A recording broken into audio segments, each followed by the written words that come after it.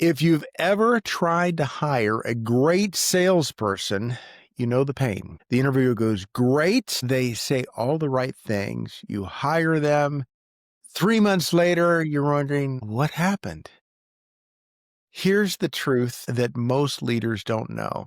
Many recruiting firms are actually coaching the candidates on what to say because they get paid when they place the candidate, when the candidate gets hired. That's right, the system is broken. But today, we're having somebody who's fixing it. I'm joined by my friend and repeat guest, Jamie Crosbie, founder and CEO of ProActivate, one of the only recruiting firms that measures the success of your ROI, not their placement fee. Jamie has worked with some of the biggest and largest recruiting firms in the world, and she saw firsthand how incentives were a little bit upside down. Today, she's pulling back the curtain and going to give us some inner secrets on hiring salespeople that actually perform and perform well. So, Jamie, welcome. You built your career on working with some of the biggest recruiting firms in the country. At what point did you realize that this traditional model wasn't just flawed, it was fundamentally broken? Firstly, thank you so much for having me again, Jim. It's always a pleasure to be with you. So great to be here. And it was a culmination of data, I would say. I think I finally realized it when I was on the receiving end of it as the vice president of sales at Career Builder after serving in the traditional staffing industry. And like, as you said, working for bigger companies within that industry. And then, as a vice president of sales at Career Builder, realizing we couldn't find top performing salespeople on our site because the people on our site were looking typically for work and possibly or most often part of the unemployed or underperforming sales team members. And then we used recruiters. I knew from the inside that candidates were being coached on what to say to get the job because that's how the recruiter was paid, and that there wasn't a deep qualification process. But then it became magnified as I was VP of sales running a huge sales organization and knowing that I had to have a funnel of top performers at my disposal or we wouldn't reach our year over year revenue growth goals. And so I started interviewing people coming from recruiters, and they were all sounding the same, like they were coached, right? Like Wow. robots, because the recruiter learned what we were looking for and then prepared them. So then I realized I'm not having authentic interviews. Mm. And we both know, Jim, that great salespeople know how to sell themselves in the interview process. So it was even twofold because not only do they know how to sell themselves, but now the recruiter's coaching them on what to say to get the job. So I knew there had to be a better way. Was there a specific moment or a placement or a client situation when you just thought about there's got to be a better way of doing this? What was the epiphany for your changing the system? Well, actually, I can't say there was a specific moment. It Mhm, was a collection of moments. I always knew I wanted to have my own company one day. And so when mhm. I first started in the staffing industry, I really intentionally worked for entrepreneurial companies. So I would learn how to run a business and be involved in all levels of or all areas of the business. So sales, marketing, HR, operations, that I would understand all of these areas, finance. And then I was doing an entrepreneurial leadership course in an MBA program and realized, well, we had to write a business plan. And I realized, okay, I have an idea. I'm going to fill the gaps in the market with the traditional recruitment model and the online experience I've had as VP of sales at Career Builder and being a sales leader and create a model that fills in the gap. So I had to write a business plan for this class. I won in the business plan contest, and I was traveling all the time as VP of sales, of course, at Career Builder.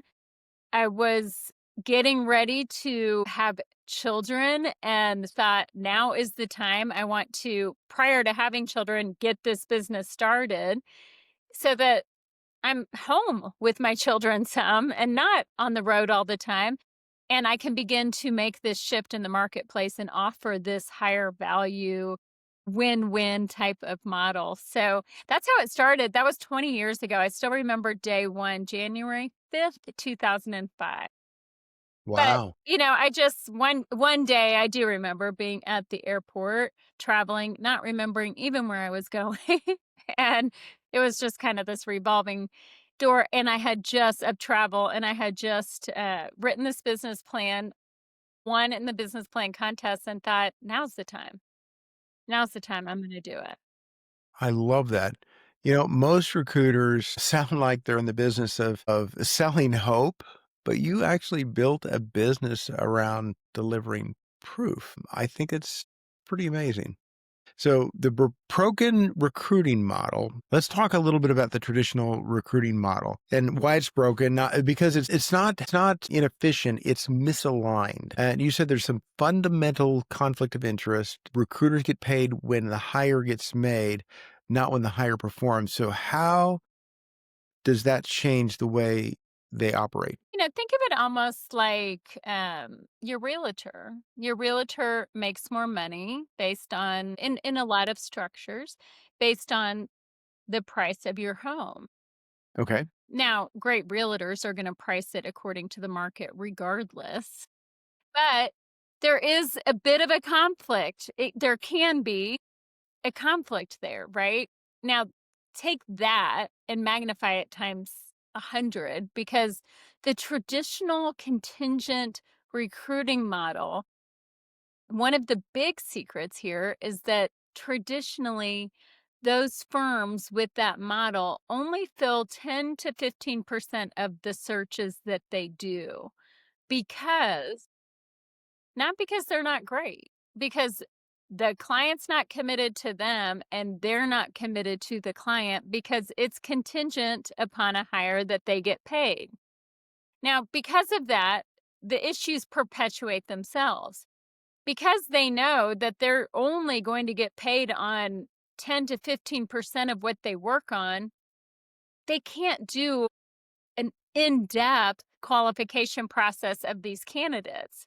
They can't spend the time doing that because it's a huge time investment. So the traditional model, it's typically a 20, 30-minute phone screen, and clients feel like they're getting resumes slapped at them Okay. that aren't deeply qualified. So that's one huge issue. The other issue is you're absolutely right about the way they're paid. The best candidates go to the highest paid fees because that's how those fees are earned. And companies often don't know if they'll receive candidates or not because a recruiter, if they can only fill 10 to 15% of what they work on, is going to work on the easiest to fill searches. So usually clients like to use a partner, a talent acquisition partner, when there are challenging roles or searches. However, that's where the misstep is because in that traditional model, they're not going to always be working on those challenging roles. Yeah. They Yeah. have less of a chance. And then the recruiter is paid based on the placement. And so, of course, they're coaching candidates on what to say to get the job. They learn you and they know you want someone who says this or doesn't say this or asks these questions at the end because you haven't hired the other people based on these reasons or whatever feedback you've given. It's like everything you say now can and will be held against you because now you're getting someone who's well more prepared. So it doesn't work for sales for sure. It's not that it could never work, but these are all challenges that have to be overcome. But for sales specifically, we know, I mean, as you know, ProActivate, my company, specializes in go to market roles, sales, marketing, sales operations, service, things that support revenue generation, all the way up to C level in those areas. But those individuals know how to sell themselves in an interview. A 30-minute screen does not work. We need like Hmm. an in-depth hour and a half to 2 hour sales behavioral interview that's customized for that role. And that's right there is the sweet spot of the core differentiator and a model that works for sales. But that's not how the traditional contingent model is structured. Okay. So let me ask you a question. Why first, for context, for people who don't understand what the commission is or what the fee is, if you're recruiting a top salesperson in the general market, it's usually a percentage of their salary. Is that correct? It's typically 1% per thousand of the first year's on target earnings, generally capped at like 25 to 30%. Yes. Okay. So we're talking 25 to 30% of that salary. But not just the salary, the on target earnings. Yeah. The on target earnings. Wow. Okay. So that can be a hefty payment. But I think one of the reasons, and you correct me if I'm wrong, and tell me why the companies keep falling for it, is if I go to a company and I say, there's I, no skin in the game. If they don't find anybody, I don't pay any money. And it's Exactly. only if they find somebody that I have to pay. Right. That is so true. That is why people prefer this, risk adverse model of, hey, there's no skin in the game. But that's also what's working against you. So here's what's interesting because people love our model, but they want to still pay that way. Yeah, absolutely. Um, and it's interesting because it's such that like we've created a model that's different than that, as you know, but it's a win-win structure where they're also not paying just for interviews. They do have a guarantee of an outcome of a hire. Their investment is protected and they're paying less than the traditional model and it's a flat fee so no one's being coached on what to say to get the job, right? Because our talent managers are not paid based on placement intentionally to preserve the authenticity of the interview process. But companies do like to not have skin in the game. But what does no skin in the game mean? It means there's Okay. no commitment from the company and there's no commitment from you. Whereas a model where you have a dedicated resource, a recruiter, a talent manager that is guaranteed to deliver qualified candidates within a certain time frame with a different fee structure than the contingent model is actually much more effective. Now, I mean, there's always concerns and challenges like, well, what if we happen to find someone on our own? So you want a partner that would be flexible and apply that fee to a different search or take into account if they have or haven't presented candidates yet or things like that.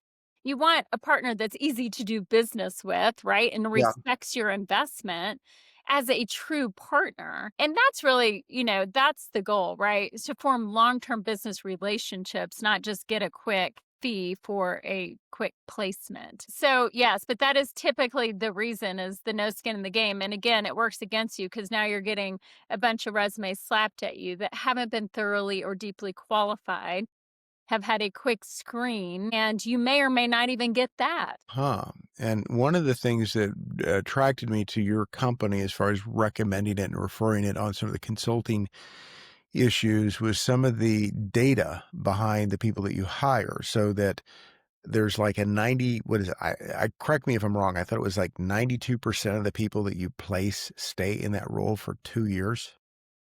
Yes, at least 2 years. That's sort of like the minimum threshold, but there's a much higher probability of success, right? And there's a much higher probability of success because we're also structuring it very differently than like the traditional initial recruitment conversation of like XYZ company has a role where you don't like no one's trusting each other even to say the name of the company because they're afraid they won't get their fee and you'll go directly there. So they're not even able to attract the same type of talent. So we're able to attract a different level of talent because we're just coming out and saying the name of the company and that we're the first step in the interview process and serving as their eyes and ears in the market for top talent. They feel like we're a part of that, not like we're representing some mysterious company. But these people are going through an hour and a half to 2 hour in-depth qualification process with us. So that's like most companies' first couple steps of their interview process. So now they've been qualified even much more thoroughly once they get through the company's process as well. The probability of success then is greater because there's a much more in depth process. The other piece of this is just the investment of time for the leaders, the hiring leaders within that company, because a lot of times they're having to interview a bunch of unqualified people or have the opportunity cost of an open position. Whereas in a different model, like I mean, obviously I know our model, but these could be examples for any model you would look for, Yep. is that you would want to know that you have a guarantee of candidate delivery within a time frame. So in our model, they have a dedicated talent manager and a committed result of receiving 3 qualified candidates that are guaranteed to match their profile within a few weeks maximum, and that our ratios are minimally that 1 out of 3 are hired, but that we won't stop until a hire is made. So they've got that dedicated resource and committed result within a time frame. And people are interviewing 3 great people, not having to go through so many unqualified people to find that needle in the haystack. Yeah, I like that. So I want to hit on another myth is hiring an unemployed salesperson might sound like a good idea, but it's usually not. Why is that such a risky move? Well, typically, I mean, let's just take right now. The unemployment rate's like 4.5%, I believe, last month. It's up a little bit. So people think, hey, there could be some good people in the market. And you know what? There could be anomalies to this. So don't take it personally if you are the anomaly listening to this, because there are some legitimate business units in sales being laid off. It's not typical, though, and it's not typically the top performers. So, what companies do a lot of the times when they don't want to have a talent acquisition partner because they don't want to pay a fee, or they're just relying on HR who doesn't have the time to proactively recruit people that are working and winning, they can post, and it's typically the post and pray method, right? But the posting is the like 4.5% unemployed audience. That's who's typically replying to these posts because they're not employed, right? The people who are working and winning have to be courted to be aware of the opportunity. So when you're hiring the unemployed salesperson, you are picking the best of the worst. And I just hate to say it like that. In most cases, you are fishing in the pond of the unemployed, which are most often the C players who got fired for not hitting quota.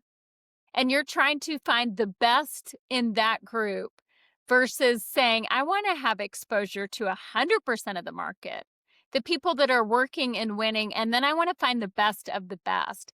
And that's what our model is, right? 90% of the people we present are working and winning.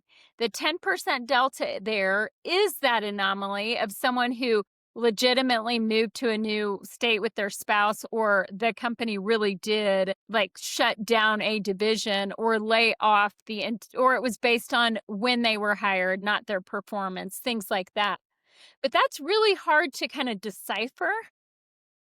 And so it's really important in any strategy to be looking at how to expose yourself to working and winning talent.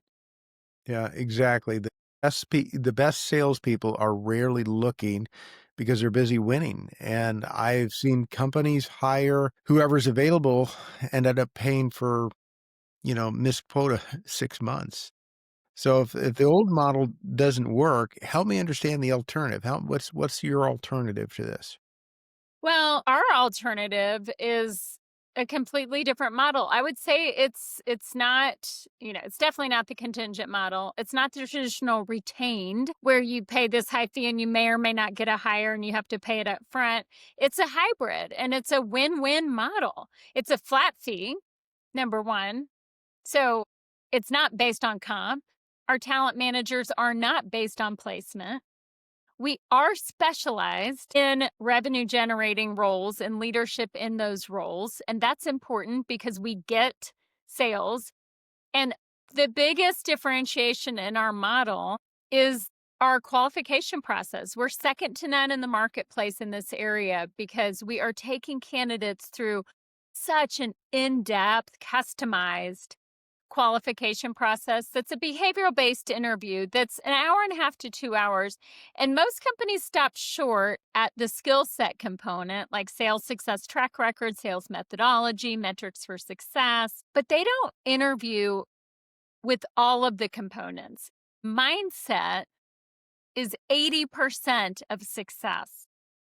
And I most agree. people don't know how to interview based on it. So our qualification process is skill set, it's mindset, it's simulation evaluations, seeing them in action and key components of the role. And then it's inputting whatever assessment the company wants to use into the process, if they have one that they want to use and they feel, like that's an important piece. We put that into the process of considering them qualified. If not, we have our own mindset assessment because that's custom to us and that's a part of our process. But we're talking to a lot of people to bring and serve up the three best of the best. And in our model, they have a dedicated talent manager, and that talent manager is committed to providing those three top candidates within a few weeks maximum. And if for any reason they don't hire one of the three, we immediately provide additional interviews until the hire is made. And it's more cost effective than the traditional model. Mm, And so, but why can we do that? Because sometimes people will be like, well, how can you do that? Because the fee's better. And I'm like, because we get paid on 100% of what we work on. yeah. And, that's why they have to charge so much because they are getting paid on 10 to 15% of what they work on in contingent firms. And a lot of, you think about that, that's, 85 to 95% of wasted time that you're not getting paid on. Right. And so it's demotivating from all sides there. So you Absolutely. ask you talk about your process, the proactivated work, pre-work for people who don't know what that means. Did we just talk about a little bit about what's involved, the mindset and the things like that, or is there more to it? Or Yeah, there's more to it. I'm glad you mentioned that because for us, there's, one thing that's very unique in the beginning is there's a very intentional implementation process where we are helping the company, taking them through a series of questions on our implementation call to identify their ideal candidate profile. And it's very hard to know that you got somewhere if you don't know where you're going, right? So to speak. yeah. So people have job descriptions ish, but an ideal candidate profile is so much more. It's includes cultural elements. It actually includes how do we court people like this? What's your story in the market, client, Mm, to attract yeah. top talent? What are your competitive differentiators? Not to sell business, but to sell talent on the opportunity to come to you. And that's really a paradigm shift, right? We're used to interviewing people just like to see if we want them. But the right people, we have to make them want us too. And so we need a story in the marketplace as to how we impact lives, what it feels like to work there. We need to understand the leadership they're working with and what style works in, what type of person based on the leadership style, the culture, the non-negotiables for the role. So we're building all this into the ideal candidate profile. If they have top performers in the role, we'll interview them to see, what attributes we need to build in from that. And from that ideal candidate profile, we then create our own customized talent acquisition plan, which is how do we go to market and find people who are working and winning today? Where are they naturally? Looking for leads or business acumen? Where are they online? What types of networking events are they at or trade shows? So we're customizing a recruiting strategy, so to speak, around that profile and then customizing our in-depth qualification process, which is what you had mentioned includes the skill set component, mindset component, the simulation evaluations. All of that is customized based on that initial ideal candidate profile. So there's a lot of intention, right, behind each step of our process to then be able to bring the client the three best of the best people that are on the market for that role, and ultimately the hire. And then, of course, we guarantee the hire. Yeah, I like that. Now, thinking about this, what are some of the invisible checks that companies don't even think to do? Some of those things that they should think about, but they don't. So I think a couple things. One, we often don't do we most companies I think miss the step of even identifying what's the ideal profile of the person we're wanting. And we often interview people just kind of thinking of our own image and people we like and hiring people like us. So it's really important we have an objective process, right? That we're evaluating people on. And I think our process helps with that because it's definitely that upfront. But it's really important to identify that component. And then another huge miss is just that most companies are developing people and hiring people based on skill set. And that is 20% of their success. Yeah. And so it's a huge missed opportunity to not interview based on the components that set people apart. I mean, Jim, if we think about the best athletes in the world or the best CEOs or business people, what are the things that separate them? Yeah. Right? Their grit, their perseverance, their like just I'm going to win no matter what mentalities, their practice, their commitment. They had to have a natural talent, right? Thinking of the Yeah. athletes. Yeah. What separates the best of the best are mindset components. So we've Mhm. got to interview based on all of those components. And if we're stopping short of that and we're just interviewing on skill set, we're interviewing about 20% of what we need, not for the full 100%. So that's a huge opportunity, I think, for most companies. Yeah, I think that's, really true. I was thinking about that. I was working with one of the best of the best of the best of the best golfers. He's really good. And I said, "So are you a scratch golfer?" And he's like, "Oh, no, I'm much better than that." I said, "Oh, you're a really good golfer." And as we got to talking, he hadn't won a game in a long time. Mm. And I noticed his hat, he's got his ping hat on. He's got a book. I'm sitting across from him on the airplane. And he's a little bit tense, he's a little bit frustrated, and going in and kinda unlocking that mind, and changing that mindset. After that, he won the next 2 tournaments and qualified for the PGA, and I said, "How did that work out for you?" He's like, "Oh my gosh, it was really, really good." But, being able to unlock somebody or looking at that mindset or going on what's that's more in development, but if you've gotta have the skill set. That's a variable, but Yes, you the skill gotta. set does not determine if you're gonna win that golf game or you're gonna close that sale or get it. So I think that's really, really good. Another analogy I think is, a lot of times salespeople is looking for a needle in a haystack, and I believe ProActivate is like just having this giant magnet that goes over the haystack, and it just pulls up all the needles, and I think that's a beautiful analogy for what you do. Having experienced it with going through and working with other companies and having to get to work with some of your people on interviewing top salespeople. Yes, I love that analogy. I would like to use that in the future, and I will give you credit. I've already copyrighted it, so, we'll have to talk to my people. My people talk to your people about that. But that is absolutely right. There are so many people to go through, and especially if you're looking online and kinda honestly, when you're looking at the 4.5%. It's kind of counterintuitive, but then you're having piles like this to find the needle in the haystack versus just trying to attract the court and attract the people working and winning and bring them to you. But yeah, that's exactly right. Either way, we are scanning the market to find the best of the best and bring them forward. I got another one for you. Gosh, You're not you're not sending companies resumes, no. you're sending revenue generators. Ooh, I love that.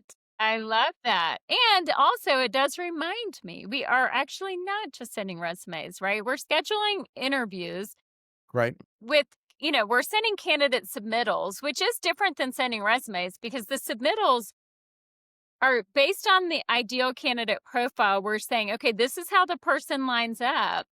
This is what we found in our qualification process. These are the highlights and why we really like them. And here are some areas to dig deeper into. And by the way, here's the resume. Because what's the resume? I mean, it's a sales collateral piece, right? So we want the real stuff here.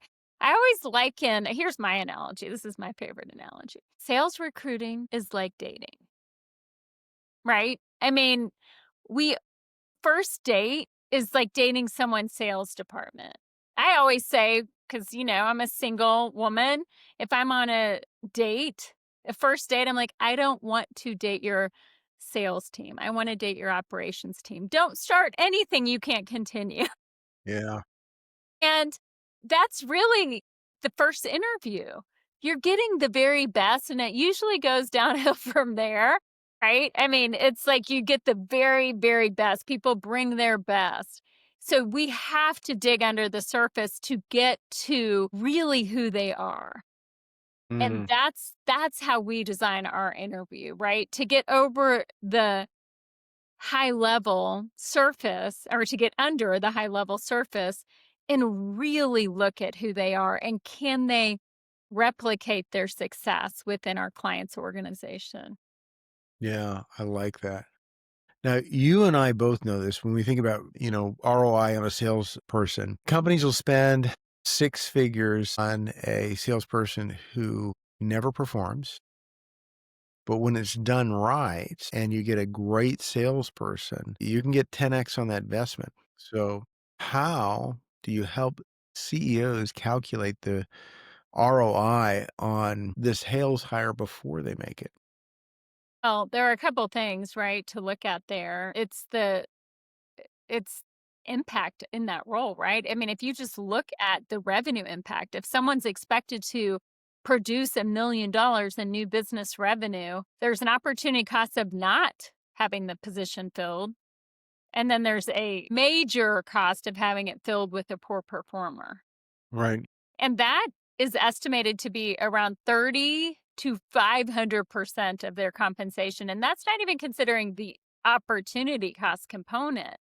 But when we make a bad hire, and so, I mean, I help a CEO to answer your question by educating them, but also by getting them the right people that they can then onboard well to have them make the return on investment. But the education piece is critical because poor performers, it's not just that, right? What we're not thinking about is our leadership investment of time, the time it took to onboard them, and the story it tells the rest of the organization when you hold on to C players or performers, right? That you accept mediocrity. And there is a 67% variance of production between a top performer and a poor performer. Mhm. And it's contagious. So it really, really matters. It's the lifeblood of an organization, right? I mean, that is the lifeblood of the company. It's a huge asset. This makes me think of like a proactive approach, no pun intended, ProActivate, but a proactive approach to hiring is revenue insurance. It's protecting your revenue. And we make Mm. much better hires when we are proactively, continually interviewing great people. And that's why our model was created, is to have companies think about what percent of C players do they have on their team? What are their growth goals in terms of new markets or geographically or vertically or products or services? And what do they need in terms of talent to support that? And then where do they possibly have open positions right now? And look at all of those components and say, based on that, let's say the number is 12 people, Yep. adding all that up, then you want to interview 36 great people in that 12-month time period if you think you're going to need to hire 12. So let us deliver 3 a month consistently. So you always have a funnel, not just a sales funnel, but a funnel of talent, because we're spending $1 trillion on sales annually as a nation, and then we need to protect it. And so this is our revenue insurance. No, I like that. That's a really different way of looking at it, and that just kinda reframed my thinking a little bit on that. So, a couple questions for you. First is about metrics. So, what metrics matter most in the world? Activity, conversion, culture fit, and then what are the early warning signs that a salesperson. Yeah, so I think you can tell within the first 30 to 90 days with some early warning signs. So I think that's a great question. So I think the metrics are different for each role, Okay. dependent on if it's new business focused or client growth and retention or things like that. But let's just take new business as an example. I think and it depends on if you're making those appointments yourself or not. What's really critical here is that you know the formula Mhm. for success in the role, and that's part of identifying the ideal candidate profile. Um, but if there's an outreach component that then leads to an let me start with the bottom. There's just the leads, just the general leads component that then leads to qualified leads that then leads to a number of dials or outreaches that then leads to a number of scheduled appointments that leads to a number of completed appointments that leads to closed deals. And a great salesperson will be able to articulate their formula for success and what separates them from the other part of the say. If they're in the top 10%, then what do they do differently than the other 90%? And if they can articulate that very clearly with the metrics, then it's much more likely they can replicate that at your organization. Just Yeah. if I go run a marathon and I have my best time yet, and I can tell you how I made it happen. I did this many runs a week. I did this many weight workouts. I ate this type of food. If I don't know how it happened, I just got lucky that day. Like I Yeah. just maybe landed this big deal that someone landed in my lap. So we want them to have very specific metrics for sure. Yeah. Yeah, I think this is, when I think about leadership and culture and why that matters, I've seen a lot of great salespeople fail when there's poor communication, unclear goals, no Yeah. accountability. And that's why, when I go into companies, I do that leadership audit because I'm looking at alignment, execution capacity. I'm looking at all these data points on communication. I think one of the big one is relational trust where people feel safe to give pushback to some of their people and they're not quiet about that because you got to have a little bit of that in there. And I think that's really, really important to say, not only do you got to think about when you're going out about that is thinking about, okay, I can find a great salesperson, but when you are going into that dating analogy and you look at the operations and say, wow, I don't know if we can serve you. I don't know if we can help you. Is there times where you are not a good fit for some companies? Oh, with that we as ProActivate are Mhm. not a good fit. Yeah, I mean, I definitely think there are because there are companies that maybe want help finding the best of the best people, but aren't able to either offer them a competitive. I don't want companies to overpay. And I think that's the other area that we help is do that comp analysis to see what the market's really bearing. Yeah. But I don't want them to underpay either to where then they're at risk of losing the asset that they just gained. And so I think, being willing to really look at the market to see what it bears to get that level of talent's important. And of course, we're working within whatever their constraints are, but that's got to be aligned with their profile, with the ideal candidate profile. Um, so that could be a factor. Or culturally, they don't have an environment where they can retain talent. And we can help with that, right? We can help with that in other ways. But I think it's really that value alignment there that they really want to have that. They wanna Yeah. have, the right structure to attract the people and then the right onboarding and culture to retain the people.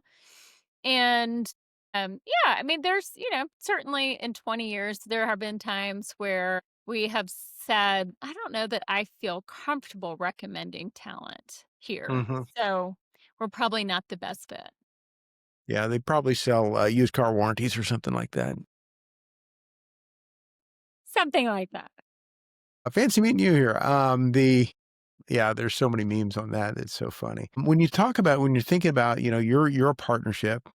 Typically, company comes to you, they're finding a revenue asset. But when we talk about culture and leadership, a lot of times, you're hiring, a CRO, a VP of sales, a district sales manager, some of those things. Talk to me a little bit about how that process goes, because I've been in organizations and I've talked to salespeople, and one of them told me something very amazing. He says, "I've been with this company for 18 months. I've had 8 managers." I'm like, "Oh my gosh, Wow. that's incredible."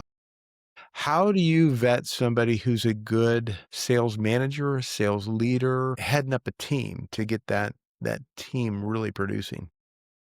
That's such a great question, and how unfortunate in that situation you just shared with 8 leaders in that short time frame. The process is actually very similar. What's different are the questions and the simulations. And possibly that in those scenarios, we might present 5 people instead of 3 or something where they just have I mean, they have a little bit more of a market taste before making a decision, but I wanna clarify something. We present whatever number it takes to get to the hire. It's just typically 1 out of 3 for us, and that's Yeah. the ratio, so that's where we start because we want to use their time well, but we're gonna get to the hire regardless. Now, for a leadership role, it's really important that our simulations are maybe simulating a team meeting, a development meeting, a tough conversation with an employee. And so we're doing simulations where we see their leadership in action and really evaluating, are they leading people for influence or are they managing things? What we do know for leaders is the best leaders aren't necessarily the best salespeople. It's not just an automatic, right? Mhm. So we want to see, and we're always looking to see, would this will be the next step of their career and an upgrade, but they have some proven track record in it. So, how is their sales team today performing? Where were they performing when they started? Yep. What did they put in place to get them from here to here? I think there are some very good leadership tells, right? Okay. In terms of how they structure their leadership, what's their mindset and skill set, and all of those same components, but also like, do they know their team members' bigger why? Or are they just managing to the what, which is the company quota and the company revenue goal? And of course, they have to manage to that, but they can influence much differently if they're leading to their why. Because someone on their own, a salesperson might perform here, and a good leader can't necessarily motivate them, but they can help change their trajectory of success to here. So we want to understand their leadership methodologies and really how they've successfully performed in the past, because the past performance is the biggest indicator of future performance. Those are all different components that, would be added to that rubric of identifying great talent. Yeah, I always look at, are they calling up or calling out? Are they a Mm, Salesforce jockey or are they, good at at actually coaching. When you talk about mindset, it's so important, and a good manager coaches that. I think we're in a unique place right now with the AI.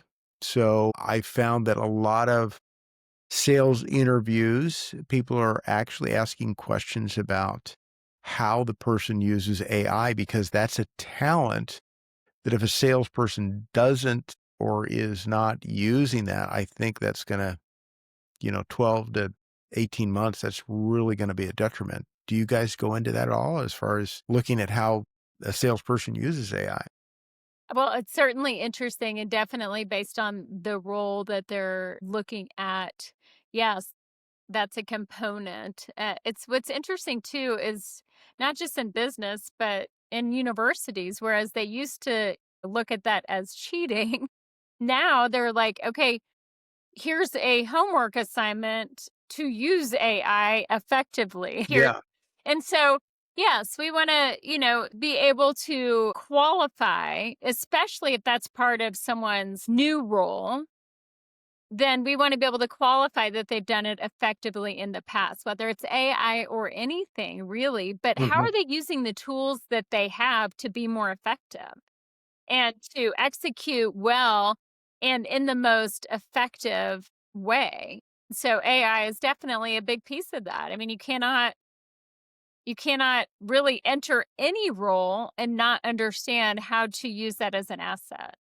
Yeah, I think it's important in that, helping people communicate. It's having well-crafted emails, having people understand and uncover the pain better, and it's like having a PhD in your pocket that you don't have to pay for. It's having like a brilliant McKinsey analyst that you don't have to pay for, Yeah. that makes that salesperson look at a different level, and it helps customers make a better buying decision because it's an easy button for them. It's like, "Oh, okay, this is so clear." And I think, identifying pain and going through and painting pictures, it's a wonderful tool. Those, NLP, the natural language, processing models that, it just really knows the English language well and how to give metaphors and things that are really helpful tools in communicating. But I just was thinking about that as we were talking about hiring. Jamie, every time we talk, I'm reminded, that salespeople aren't just found by luck. They're identified, they're vetted, and they're aligned with the right culture. And that's what ProActivate, I believe, does better than anybody else. So, I want people to know, if you're looking to hire salespeople, stop throwing darts in the dartboard. You just go to proactivate.net. Is it proactivate.net? Yes. Okay. And I'm going to put a copy in that. And then just think about this as the time that it saves you, the quality of the salesperson that gets in there. Because I think of it this way: if I'm going to hire a salesperson, and let's say we're using $120,000 a year for a really good one, it doesn't cost me $120,000 a year for a good salesperson. It's an investment. I'm getting a return on that investment. And Yes. so it's an investment that I'm gonna pay in. If I'm going to look for an investment in the marketplace, I wanna make sure that I don't have any blind spots with this investment, that there's something I'm missing, that I didn't see the charts right, or I didn't see how this is gonna work out. And so that's where I think Proactivate is a really, really good team member or partner for you to be with. So I wanted to throw that out there, and thank you Thank again for your opportunity to just talk with you. I think what you're doing is just amazing. Is there anything that you wish I should have asked you that I didn't? No, actually, not at all. I think love your perspective and just how you really compared the different options that are out there to help people understand what's behind it. I really enjoyed being able to share the model in a way that just lets people know what's behind the scenes and the why behind it, because the why behind it is really to create that win-win and, obviously for them to outperform their revenue goals with the right people. So without, you don't have to give me exactly amount, but if I'm hiring a $120,000 salesperson, I go to one of these recruiting firms, I'm going to pay them for finding me a salesperson at least $30,000 to find that person. It's gonna be 25 to $30,000, yeah. And ours is a flat fee that is, well, I mean, about a third or a half of that, depending Wow. on volume. So that's why I say, like, for us, it's a flat fee. If it was a one-time search for that role that you just mentioned, it would be a flat fee of 16,000. But if they think they're gonna have a few searches within the 12-month time period, then the fee drops, and then if they think they're gonna have, 12 searches within that time frame, the fee drops. So the flat fee is based on volume, Okay. and, we'll kinda look with them at the 12-month time period and what they expect, or they can just do a one-time surge, and that's the flat fee. And, it's much more economical than the traditional model. Well, from a business model, it makes sense to me because it's like, okay, I'm gonna pay a fee no matter what. Do I pay it up front and get a little bit better and have somebody dedicated to going to it and it's a less fee up front, or do I, wait for, you know, roll the dice and hope for, a good person that hasn't been coached to get the job, you know? Well, yes, and may I say that our fee is not upfront. We do invoice upon implementation, but they're not paying us to start the surge. We invoice, it's due net 30, and they're guaranteed to receive 3 qualified candidates within a few weeks.